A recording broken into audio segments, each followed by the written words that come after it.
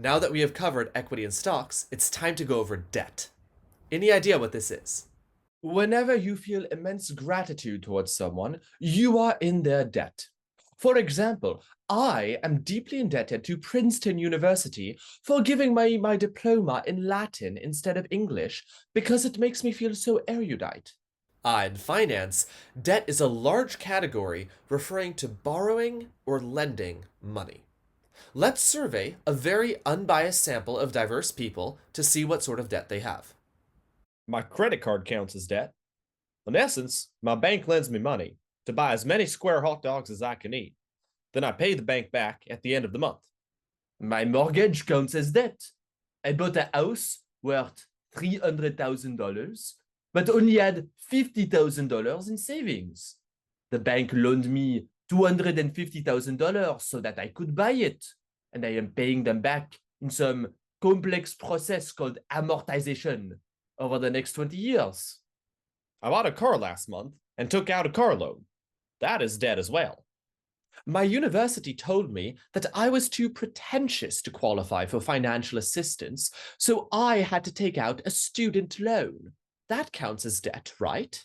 My square hot dog business needed more funding, but I did not want to issue any more equity. So I created a corporate bond where some kind person gave me $1,000 and I promised to pay them back in a year with 6% interest. I am here today representing the US Department of Treasury.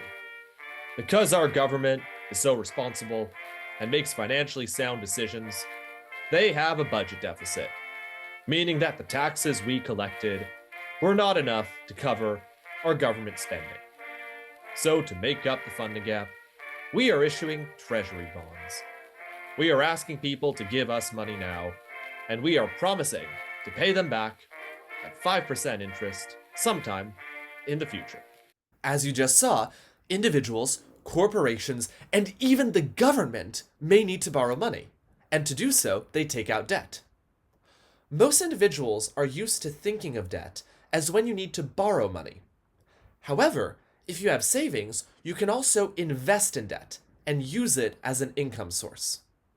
When you say invest in debt, you mean you lend money to someone, then they pay you back in the future. Exactly. Sadly, you cannot invest in all types of debt. In the case of the credit card, the mortgage, the car loan, and the student loan, individuals borrowed money from a bank or possibly from the government in the case of a student loan.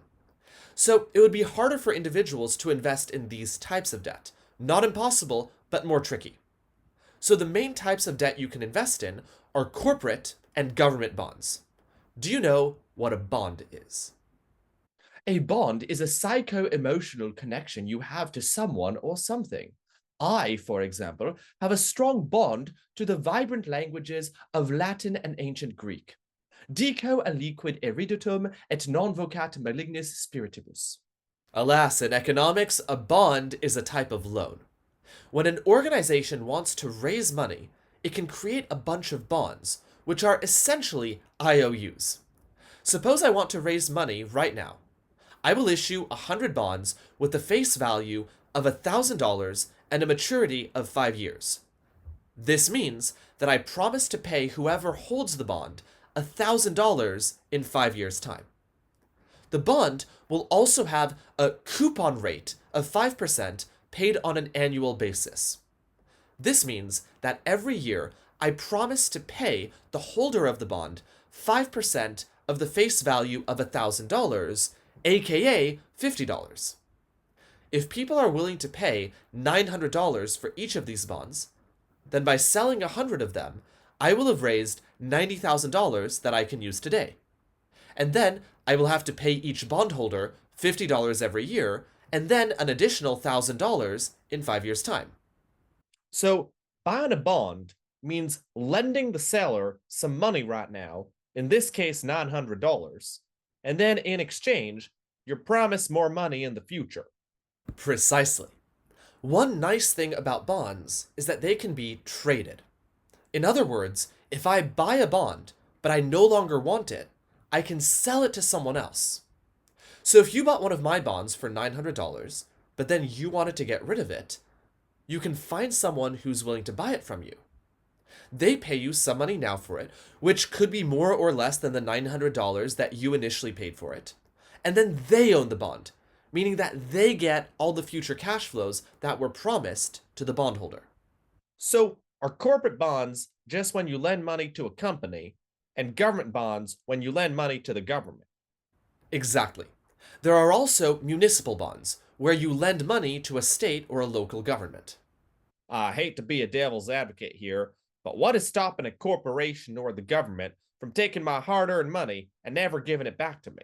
Excellent question. When you issue a bond, you are legally required to pay the yearly coupon payments you promised and the face value at the maturity of the bond. However, if the company were to go bankrupt, it may have to default on your debt.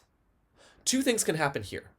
Either the firm will restructure your debt and pay you back later or with a lower coupon rate than promised, or they will have to sell off all of their assets and pay back their debt holders whatever they can get for this.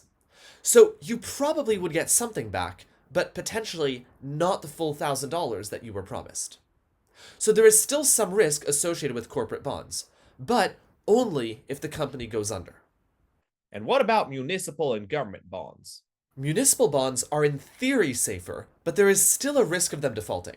Some municipalities that have defaulted in recent history include Orange County, California in 1994, Jefferson County, Alabama in 2011, the city of Detroit, Michigan in 2013, and the territory of Puerto Rico in 2014.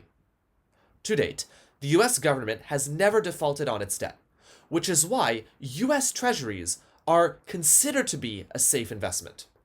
That does not mean it will never default, but the US has the benefit of being able to print money whenever it wants, so it could pay back bonds that way if it had to. So, what have we learned? Anytime I take out a loan, whether it be for university, a house, or a car, I am taking out debt. A bond is a type of debt that can be easily traded from one person to another. I can invest money in corporate bonds, which are safe unless the company collapses, municipal bonds, which are safe unless the municipality collapses, or government bonds, which are in theory perfectly safe unless the government acts even more unintelligently than it has in the past. Congratulations! You've just learned the basics of debt, corporate bonds, and government bonds.